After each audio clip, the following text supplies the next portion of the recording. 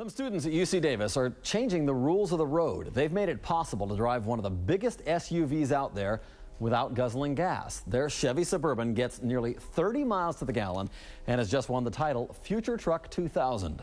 Now they're back on campus showing it off after beating out teams from 14 other universities all over North America.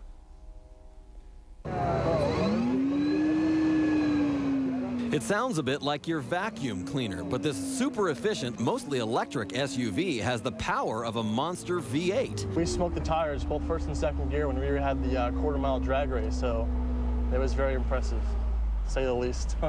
Even more impressive, perhaps, is how environmentally friendly this future truck is. Instead of a monster 5.6-liter V8, there's a 1.9-liter Saturn engine under the hood, linked to 2 electric motors.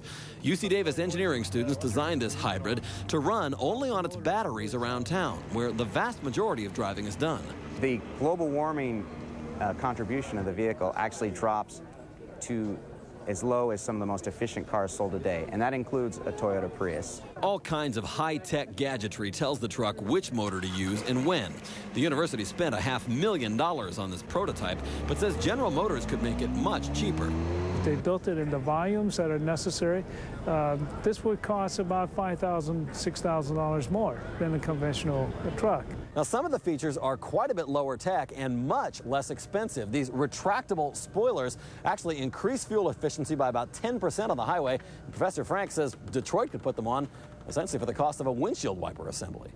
What you get out of that $5,000, $6,000 increase is a zero emission capability and a capability of using electricity, which is like 1/3 the cost of gasoline, which means it's equivalent to buying gasoline at 50 cents a gallon or less. How's that sound? Team leaders say that alone could save you $1,000 to $2,000 a year, depending on how you drive. By the way, teams from UC Davis have now won 4 out of the 10 future truck and future car competitions. Sarah?